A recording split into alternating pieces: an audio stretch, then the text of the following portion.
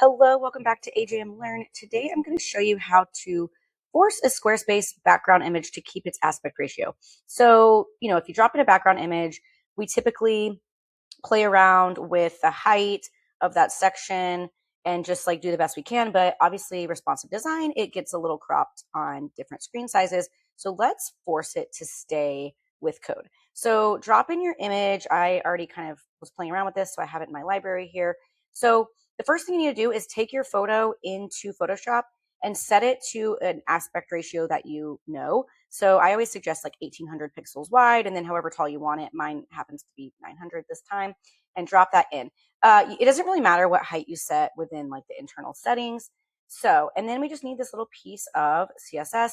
Now it looks a little complex because it kind of is, but you just got to drop in a bunch of section IDs because there's a lot happening here. So two things to change: one, section IDs, and two, your aspect ratio. So I'll show you how to do all of that here. By the way, also I post videos every week. If you like learning things about Squarespace, subscribe. Okay, so I'm going to grab this section ID. I use the Squarespace ID Finder, Google or Chrome extension.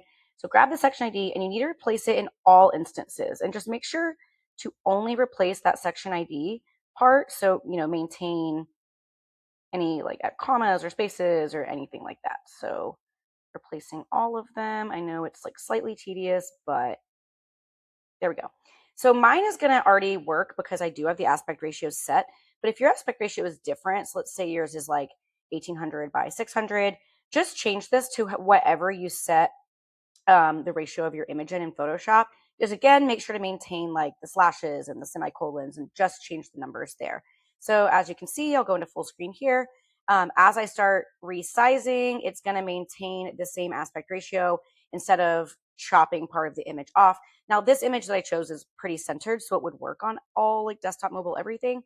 But in a lot of cases, you want more to show, so it's nice to keep that aspect ratio.